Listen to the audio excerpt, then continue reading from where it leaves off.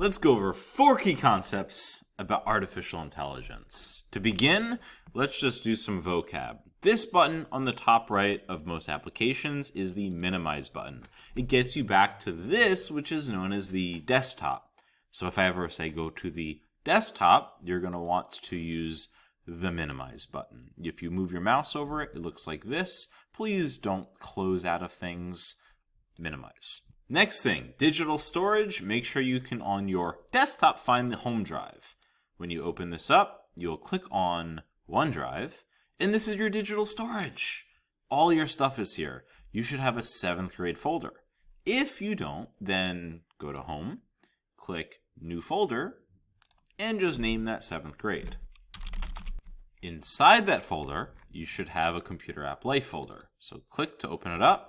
Make sure you have a Computer App Life folder, and inside of that, we should have a document that should say Class 2 Notes. If it's not there, let's minimize that.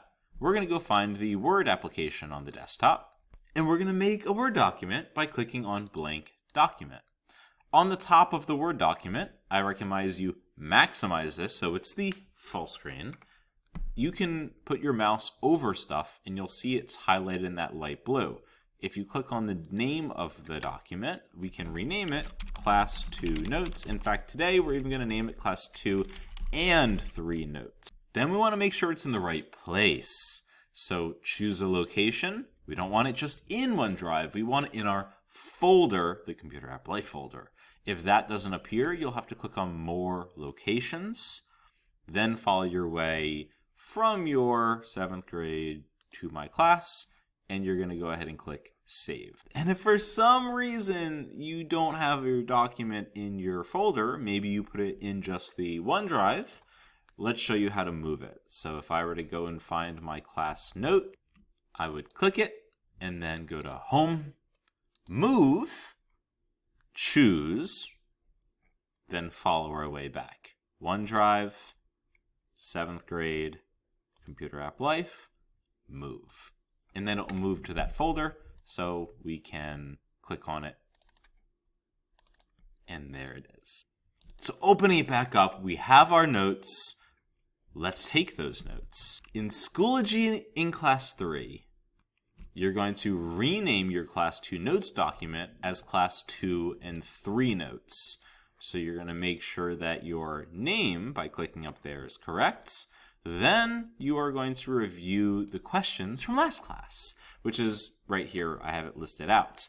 Make sure you've answered these 3 questions. So the easiest way to go answer them in your Word document is to highlight them, copy them, and then Control-V to paste them, or you can right-click and choose one of the paste options. You'll see all of them are just formatted a little differently. Then you can go ahead and answer them in your notes. So double space, and you're going to write your answer to those questions. Once you've answered those questions, back to Schoology, we are going to go on to the next step. If you haven't played Quickdraw yet, click on Quickdraw, and you're going to play 2 to 3 rounds of this game. Now here comes the actual lesson. This is your moment to pause the video if you haven't yet played the game, and you should go play the game and come back in 3, 2, 1. Okay. So in our lesson, we're going to go over 4 things about what is AI and why it's relevant. So our 4 key concepts are, number 1, AI learns from data. In this case, drawing. So when we play Quickdraw, we are drawing. We are draw a string board, and we try to draw it. And as I see line, we draw, I see grass, it's or the Great Wall of China, guessing, or elbow. I see arm, or arrow, or bridge, or hexagon, or octagon. And if it doesn't get it I see right, barn, or tent. Sorry, I couldn't guess it. sorry, I couldn't guess it. Guess it. Notice the word guess. I see knee, or wishbone. Oh, I know, it's apple. Oh, I know it's apple. Huh? Interesting.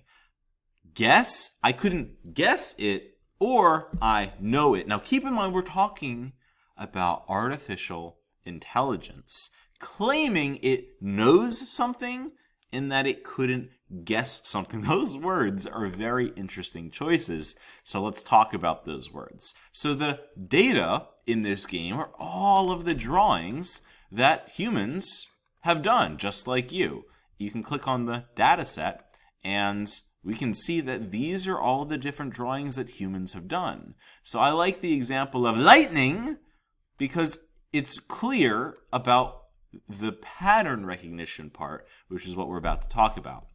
So the focus here is that AI is learning from data, and initially when this game started, there was only one drawing. And when you played the game and you started drawing, if you didn't draw it exactly like the initial drawing, which kind of looked, I guess, something like this. I see knee. Or lightning. It gets or lightning elbow. pretty quickly. And the idea is the more drawings that people got right, the more data. There's 141,000 drawings. The more data it got.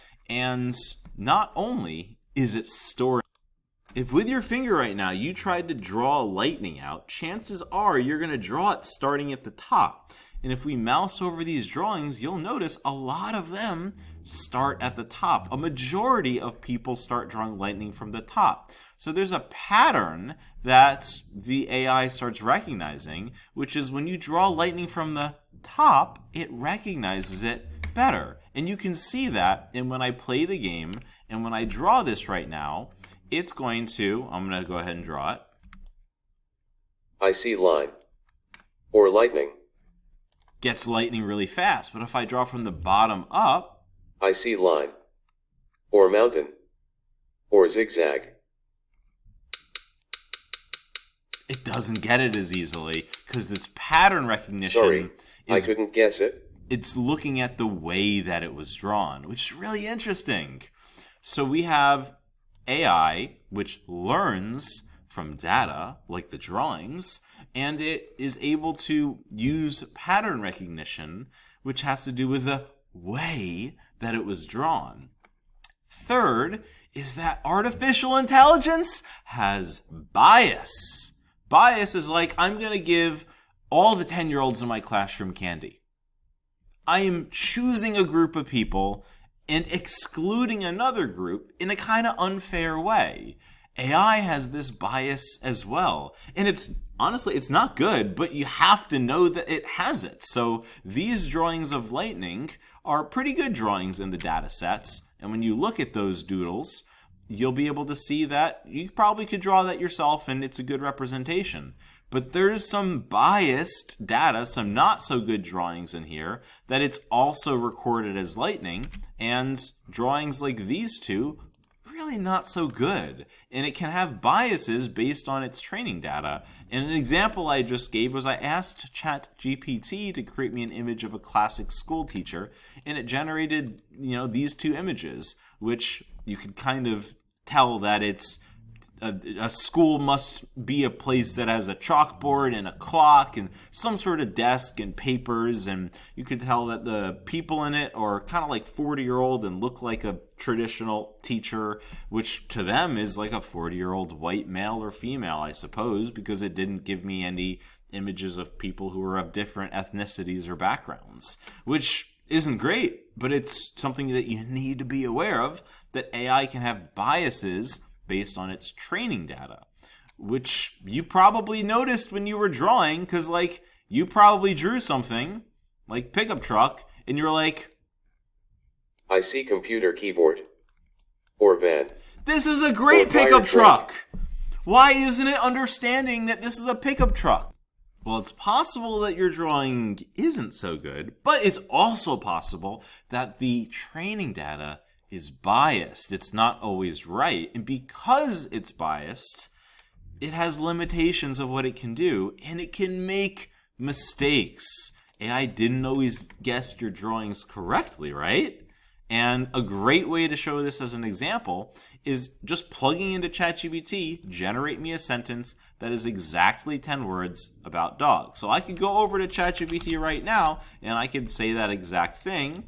Write me a sentence that is exactly 10 words about dogs. And it will do it. And it's great. It's an amazing tool. But is it 10 words? Let's see. 1, 2, 3, 4, 5, 6, 7, 8, 9, 10, 11. It didn't get it right. And in this example as well, it drew 11 as well. I asked it, how many words is that? That sentence had 11 words. So it caught it, but then it said, here's a revised version with exactly 10 words. And it did it. There's 10 words. I counted. But then I told it that was 11 words. And it said, you're right. That was 11 words. Huh? No, it was 10 words. Here's a corrected word with 10 words. 1, 2, 3, 4, 5, 6, 7, 8, 9, 10. So it claimed I was right even though I was lying to it. So it has bias and it can be wrong. And you have to be aware of that, even though it's an amazing tool for doing basically anything you need when you have a problem. So here are our 4 concepts. I'll see you guys next class.